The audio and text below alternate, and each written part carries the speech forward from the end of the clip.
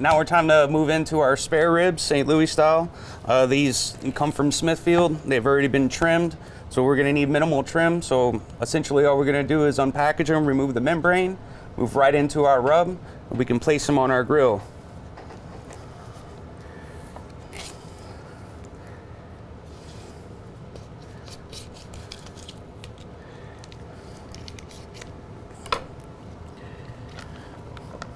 So when it comes to barbecue pork ribs, you have options between baby back ribs and a spare rib.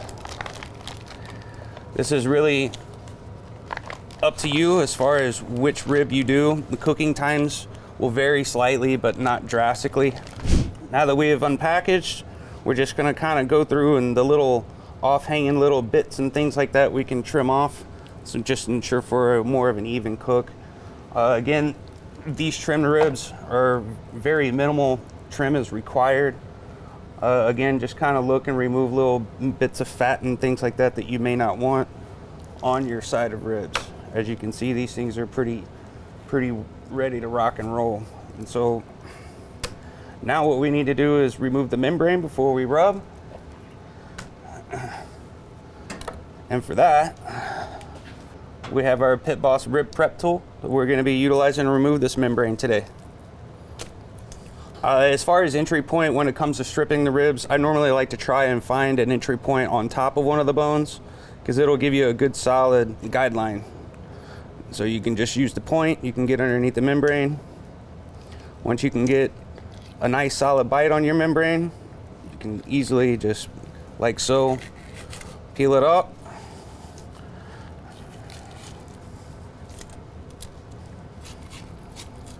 Just like so. Simple as that. Side number 2. So again, I'll try to pick my entry point right on top of the bone. You can kind of see where you can move it with your finger. And then as it starts to come up, you can kind of slide your tool underneath the membrane. If it does break, just kind of back out and go back in forward. Repetition with this tool, it can be a very useful tool in the arsenal. A little bit of practice, and if you don't have this tool yet, you can still go in and use a butter knife to get underneath the membrane and a dry towel to grip it.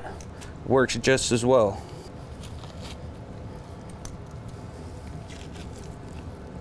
And there we go, simple as that. Remember, you always want to have one hand dedicated to working your product and one hand dedicated for your dry rub. Nobody likes a dirty spice bottle. Today we decided to go with our Memphis rub from Pit Boss. It's a paprika and brown sugar and garlic mixture. Just gonna go on nice and even. Remember, as mentioned before, you don't want to cake your spice, you just want to put a nice even coat on it. If you put too much spice on there, you're going to run into the risk of not getting the smoke ring that you're going to be looking for. And plus, you like eating ribs, not spice.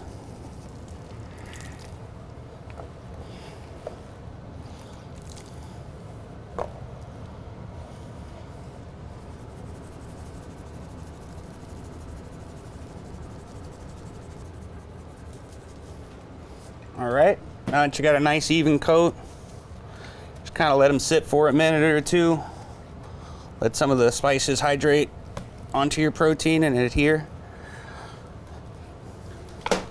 Again, you do have an option to use a binder if you wish, but it's not always necessary. Sometimes if you just let it sit a little bit, your spice will bind like so. Now that our ribs are nice and rubbed and ready to go on the grill, we're going to place them on the center rack. Placement inside of your vertical is totally up to you. It doesn't really matter. These units cook evenly across the board.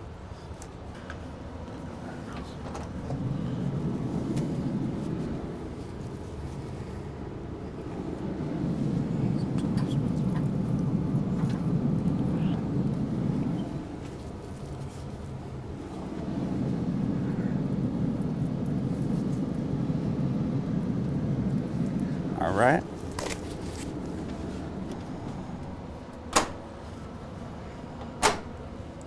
Now that our ribs are on the grill, we're gonna give it about an hour and a half to put some smoke on the outside of it. Spritzing is an option. Whatever mixture you would like. Most of the time when I'm cooking pork, I like to do a 3-part mixture of apple juice and apple cider vinegar to spritz, but it's not totally necessary. Once we achieve our smoke ring on our ribs, we're gonna remove them and we're gonna wrap them in a pan and place them back on the grill to finish them through. Now that we have our big 3 back on the smoker, we're in the braise process of our pork butt and our Wagyu brisket. We raised the temperature to 250 degrees. Now that we've preheated to 250 degrees, we had fired our St. Louis ribs on the same smoker. So now we're gonna be cooking at the same rate. By the time we wrap our ribs and cook those through, all 3 proteins should be coming off relatively at the same time for the rest. Hey guys, it's been about 2.5 hours on our ribs. We're gonna go ahead and pull them. I'm gonna place them in this aluminum foil pan right here. We're gonna baste them with some butter and add a little bit of braising liquid. We're gonna wrap them right back up, place them right back on the grill to let them finish off.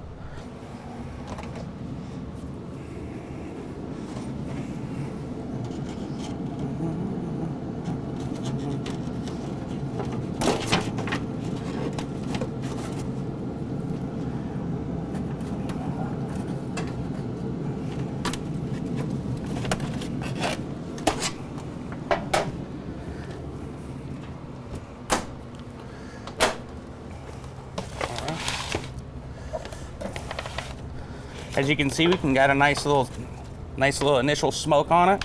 We're just gonna baste it with a little bit of butter and add our braising liquid. This here's just a little bit of melted butter that we're gonna use for the baste. You don't have to use a whole lot. You just want to add just enough to cover the top. All right, give that a nice little once over. Add about 8 ounces of apple juice and about 1 ounce of cider vinegar.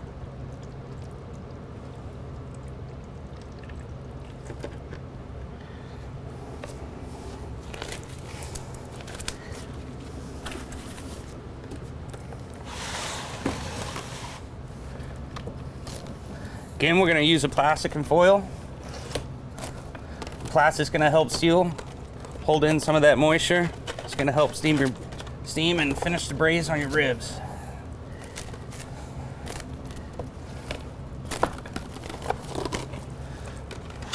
All right, there we go.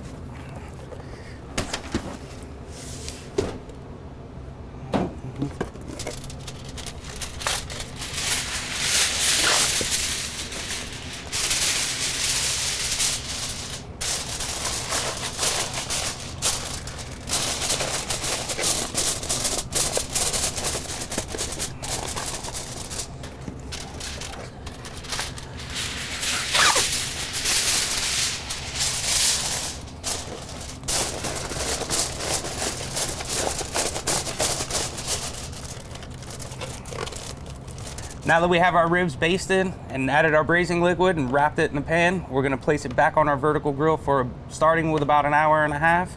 After that hour and a half, we're gonna pull it and we're gonna show what we're looking for when it comes to the doneness of our ribs. It's been about an hour and a half. We're gonna pull our ribs and we're gonna check for doneness and we're gonna go from there. Right after that, we're coming up on our temperatures on our brisket and our pork butt. We're right at about 205 on our pork butt and we're at 195 on our brisket.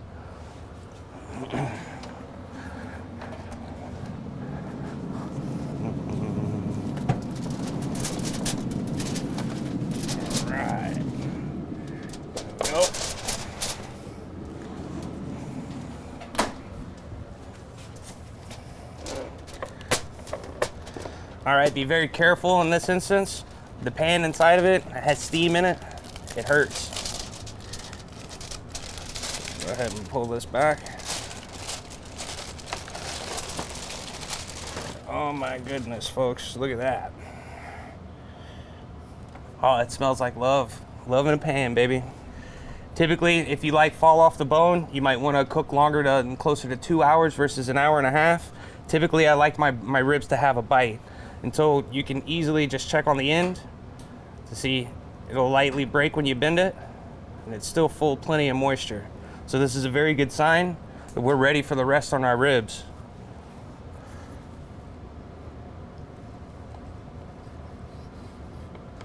Achieved a nice smoke ring, still nice and moist on the inside. We're gonna set these off to the side and allow these to rest. Ribs. We've allowed these to rest for about an hour and a half.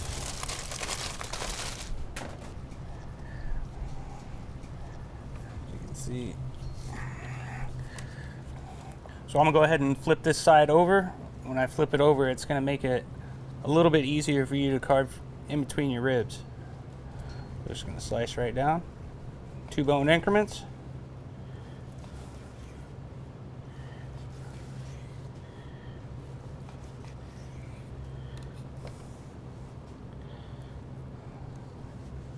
Just like so.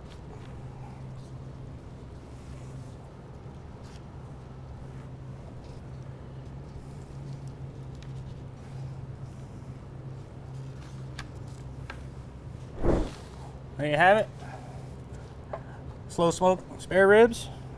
We got about 4 hours on this one. Don't forget to like and subscribe. Hope you enjoyed this episode. Leave a comment below. Let us know what you would like to see on future episodes here on Pit Boss Fully Loaded.